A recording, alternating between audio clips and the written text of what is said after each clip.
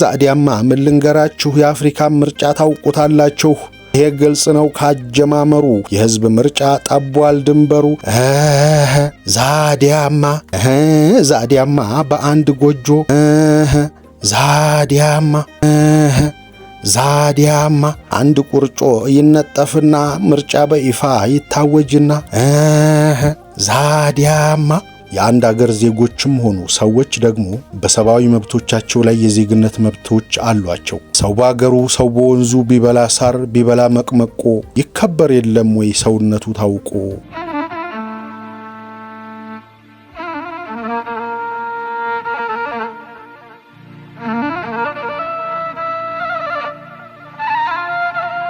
ጤና ይስጥልን ሀብል ተረክቤት። አንጋፋው ኢትዮጵያዊ ምሁር ፕሮፌሰር መስፍን ወልደማርያም ሕገ መንግሥትና ሕግ አራዊት አፍሪካና ምርጫን የዳሰሱበትን በታኅሳስ 2001 ዓ.ም የተጻፉ አጫጭር ጽሑፎች እንዲህ አቅርበንላችኋል። ይህንን ቪዲዮ እየተከታተላችሁ ያላችሁ ቤተሰቦች ቻናላችንን ሰብስክራይብ በማድረግ እንድታበረቱን ስንል በፍቅርና በአክብሮት እንጠይቃለን።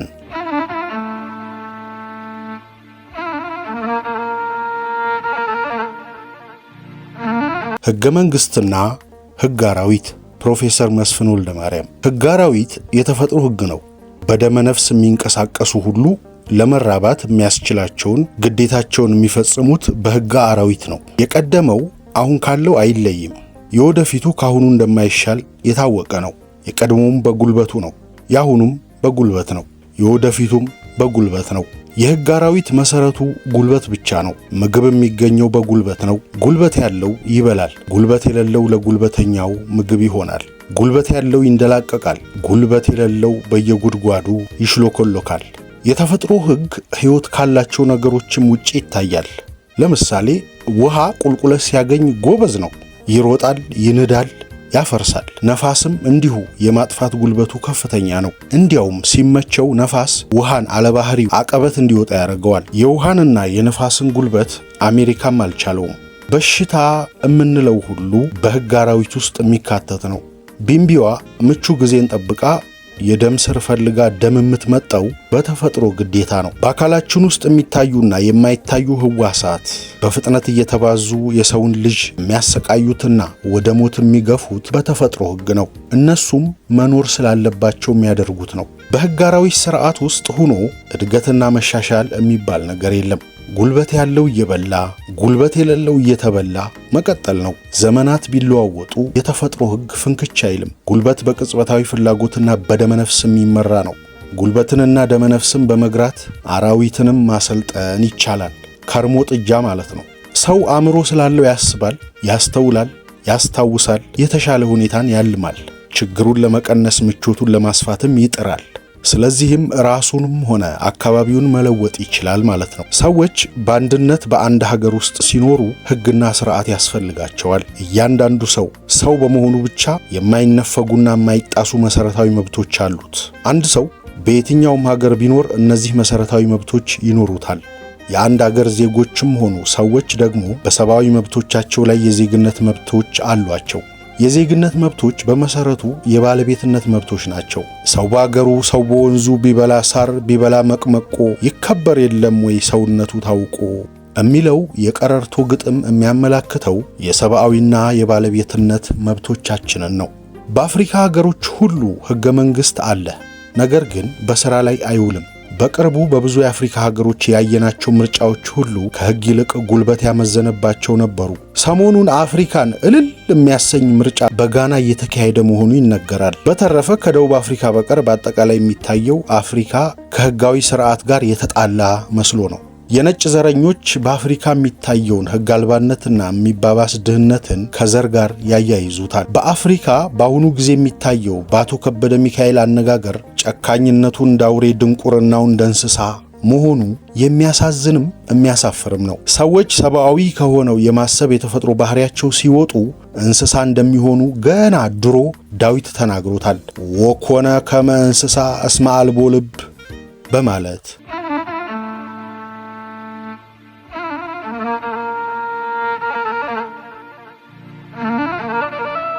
ሕገ መንግሥታዊ ሥርዓት የሰለጠኑ ሰዎች የሚጠቀሙበት የእድገታቸው ዋልታ ነው። ሕገ መንግሥት መንግሥታዊ ሥርዓት ባለበት ሰውን ሰው አይገዛውም። ዜጎች ሁሉ በሕግ ፊት እኩል መብቶችና እኩል ግዴታዎች አሏቸው። ሕግ ለዜጎች ሁሉ በእኩልነት የሚያገለግል ነው። ጉልበተኛ ደካማውን እንዳያጠቃ፣ ሀብታሙ ድሃውን እንዳይበድል፣ ሀብታሙ እንዲያውም የሕግ መሠረታዊ ጥቅሙ ለፍቶ ያገኘው ንብረት እንዳይዘረፍ፣ በስልጣን ወንበር ላይ የተቀመጡ እየባለጉ በዘፈቀደ እንደልባቸው የሀገርን ሀብት እንዳይመዘብሩና በትረ ስልጣንን የበቀል ዱላ እንዳያደርጉት፣ የአብዛኛው ሕዝብ ኑሮ እየዘቀጠ ጥቂቶች በቁንጣን እንዳይታመሙ በመጠበቅ ማህበረሰቡ በተደላደለ ሚዛን ኑሮውን እንደየተሰጠውና እንደየችሎታው እንዲያሻሽል የሚያደርገው ነው። ከሁሉም በላይ በሕገ መንግሥታዊ ሥርዓት ሕግ የጥቃት መሳሪያ አይሆንም። ሕግ ጥቃትን የመከላከያ መሳሪያ እንጂ የጥቃት መሳሪያም አይደለም። ለዚህ ጥሩ ምሳሌ የሚሆነንን ሰሞኑን በግሪክ ሀገር እያየን ነው። ነገሩ እንዲህ ነው። ወጣቶች ሰላማዊ ሰልፍ ሲያደርጉ ስሜታቸው እየጋለ ሲሄድ የድንጋይና ቤንዚን የተሞላ ጠርሙስ በፖሊሶች ላይ መወርወር ይጀምራሉ። እንደነሱ ስሜቱ የጋለ ፖሊስ አንዱን የ15 ዓመት ወጣት በጥይት ይገለዋል። ከዚያ በኋላ ፖሊሶቹን መለዮ የለበሱ ነፍሰ ገዳዮች በማለት ችግሩ ተባብሶ በብዙ ከተሞች አስተጋባና ብሔራዊ ደረጃ ላይ ደረሰ። ዛሬ ህዳር 30 4ኛ ቀኑ ነው። ገዳዩ ፖሊስ ቢያዝም ገና አልበረደም። በሕገ መንግሥታዊ ሥርዓት የአንድ ዜጋ ሕይወት ዋጋ አለው። ማንም የማንንም ሕይወት ያለ ፍርድ ለማጥፋት አይችልምና አባቶቻችንና እናቶቻችን በሕግ አምላክ ሲሉት ወንዙም ይቆማል በማለት የሕግን የበላይነት ይገልጹት ነበር። የሕግ አምላክ ያልተሰበረ ሚዛን ያሳየን። ምርጫ የነጻ ሕዝቦች መገለጫ ነው። ነጻ ሕዝቦችም የሀገራቸውና የመንግስታቸው ባለቤቶች ናቸው። ስለዚህም ምርጫ የሀገራቸውንና የመንግስታቸው ባለቤትነታቸውን የሚያረጋግጡበት ዘዴ ነው። በአንጻሩ ደግሞ ነጻ ላልሆኑ ሕዝቦች ምርጫ ለሕዝቡ ፋይዳ የሌለውና የገዢዎቹን ጅራፍ ለመጎንጎኛ የሚያገለግል እጅ መንሻ ነው። በአፍሪካ ምርጫ የሚባለው የሁለተኛው አይነት ነው። በቅርቡ በአፍሪካ ምርጫዎች የሚባሉ እንቅስቃሴዎችን እየታዘብን ነው። በኬንያ፣ በዚምባብዌና በግብፅ። ስለ ኢትዮጵያ አልናገርም። በአንድ የጎንደሬ የሰርግ ዘፈን ልለፈው። የጎንደሬው የሰርግ ዘፈን አውራጅና ተቀባይ አለው። አውራጁ በአንድ ጎጆ ሲል ተቀባዮቹ ዛዲያማ እያሉ ይገፋፋሉ። አንድ ቁርንጮ ይነጠፍና ብሎ ይቀጥላል። በአንድ ጎጆ ሲል ተቀባዮቹ ዛዲያማ እያሉ ይገፋፋሉ። አንድ ቁርንጮ ይነጠፍና ብሎ ይቀጥላል አውራጁ። ተቀባዮቹ ዛዲያማ ሲሉት የሚቀጥለውን በማለት ይደመድምላቸዋል። ዛዲያማ ምን ልንገራችሁ፣ ታውቁት የለም ወይ በየቤታችሁ? በኬንያ የአፍሪካ ምርጫ ተካሂዶ በስልጣን ላይ ያለው ቡድን የህዝቡን ድምፅ በጉልበት ተለወጠው ተብሎ ህዝቡ ተቆጣ። ቁጣው ወደ ጎሳ ግጭት ተለወጠ። ከ1000 በላይ ሰዎችም ተገዳደሉ። በብዙ 100 ሺህ የሚቆጠሩ ሰዎች ንብረት ወድሞ ስደተኞች ሆኑ። በረብሻው ጊዜ አንድ የቢቢሲ ጋዜጠኛ አንዱን ኬንያዊ ሲያነጋግረው ይህ ኢትዮጵያ አይደለም፣ የህዝብ ድምፅ አይዘረፍም ሲለው ሰምቼ አፍሬያለሁ። ይሄ ሁሉ ሲሆን አሸናፊነቱን ቀማ የተባለው ባለጉልበቱ አንዳችም መጠራጠር ወይም አንዳችም ጸጸት አላሳየም። የጋናው ፕሬዝዳንትና የአፍሪካ ህብረት ሊቀመንበር ወደ ናይሮቢ መጡ። የአሜሪካ የውጭ ጉዳይ ሚኒስትሯ ተመላለሱ። የደቡብ አፍሪካ ታላላቅ ሰዎች ሊሸመግሉ ሞከሩ። ሁሉም አልሆነም።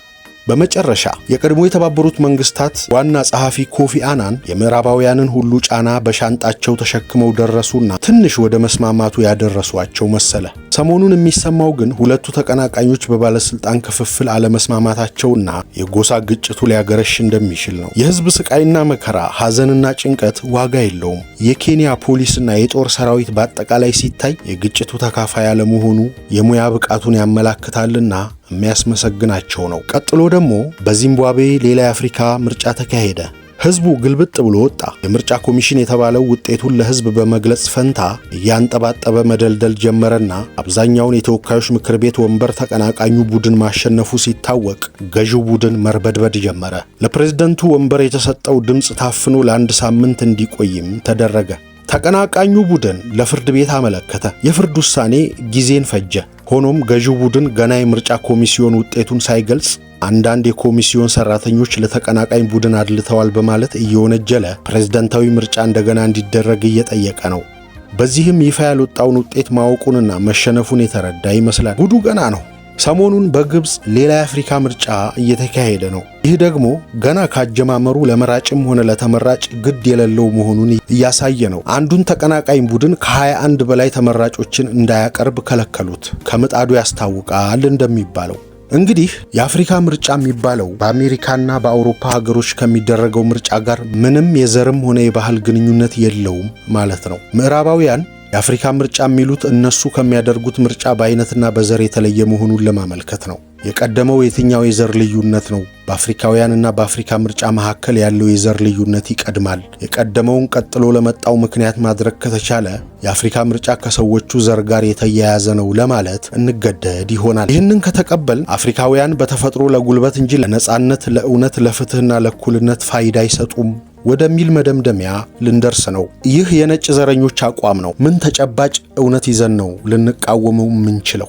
አሳፋሪ ነው። የዘረኛ ነጮችን አስተሳሰብ ከመቀበል የሚያድነን አንድ ወልጋዳ ዘዴ ያለ ይመስለኛል። የአፍሪካ ህዝቦችና ገዢዎቻቸው አንድ ዘር መሆናቸውን መካድ ይኖርብናል። ምንጊዜም ቢሆን ክህደት አጉል ደባልነትን ይፈጥራልና ይህ ክህደት ከነጭ ዘረኞች ጋር አብረን እንድንቆም ያደርገን ይሆናል። ግን እኛ ተራ አፍሪካውያን ለጉልበት ሳይሆን ለነጻነት፣ ለእውነት፣ ለፍትህና ለእኩልነት ፋይዳ የምንሰጥ ሰዎች መሆናችንን ያረጋገጠልን ይሆናል። ልፋ ያለው በህልሙ ዳውን ላይ ይሸከማል ይባላል። ዛዲያማ የምትለው የጎንደር የቀረርቶ ጨዋታ በወለላይ እንዲህ ስለተጻፈች እዚሁ ላይ በሷ መውጫችንን እናደርግ ዘንዳ እንዲህ አቅርበናታል። ዛዲያማ በአንድ ጎጆ ዛዲያማ አንድ ቁርጮ ይነጠፍና ምርጫ በይፋ ይታወጅና ዛዲያማ ምን ልንገራችሁ፣ የደረሰውን ታውቁታላችሁ። ህዝብ ጨብጦ ሙሉ ነጻነት፣ የአገሬ መንግስት ባለቤትነት መያዝ ካልቻለ በነጻ ምርጫ መቅመሱ አይቀርም እንደኛ ጡጫ። ዛዲያማ ምን ልንገራችሁ፣ የአፍሪካ ምርጫ ታውቁታላችሁ። ዛ ኬንያ ጎረቤት ሀገር በምርጫ ሰሞን አንዱ ሲናገር ይሄ ፈጽሞ ኢትዮጵያ አይደለም፣ የህዝባችን ድምፅ ተሰርቆ አይቀርም እንዳለው ሁሉ ህዝቡ በአንድነት አርበድብዶታል ያለው መንግስት። ዛዲያማ ምን ልንገራችሁ፣ የእኛንም ጉዳይ ታውቁታላችሁ። እዛም ዚምባብዌ ምርጫ ተደርጎ ድምፅ የሰጠውን ህዝብ ፈልጎ ቆጠራ አጣርተው ባለመናገር አፍነው ይዘው ፈጥረዋል ሽብር። ዛዲያማ ምን ልንገራችሁ፣ የአፍሪካ ምርጫ ታውቁታላችሁ። ሌላም ጉዳለ። ሰሞኑን በግብፅ ተቀናቃኙን በታቀበ ድምፅ አፍኖ ይዞ እሱ ሊመረጥ ከረመ ገዢው መግለጫ ሲሰጥ። ይሄ ግልጽ ነው ካጀማመሩ፣ የህዝብ ምርጫ ጠቧል ድንበሩ። ዛዲያማ ምን ልንገራችሁ፣ የእኛን ሀገርም ታውቁታላችሁ። የአፍሪካ ምርጫ ከአሜሪካ ጋር ምኑም አይገጥም፣ በባህል በዘር የማስመሰያው የአፍሪካ ምርጫ እያጋደለ ህዝብ እያንጫጫ እስካሁን ዘልቋል አቶ መቋጫ። ዛዲያማ በአንድ ጎጆ ዛዲያማ አንድ ቁርጮ ይነጠፍና ምርጫ በይፋ ይታወጅና።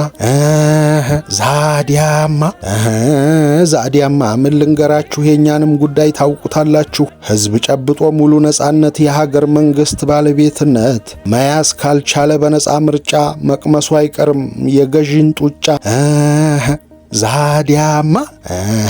ዛዲያማ ምን ልንገራችሁ፣ የአፍሪካ ምርጫ ታውቁታላችሁ።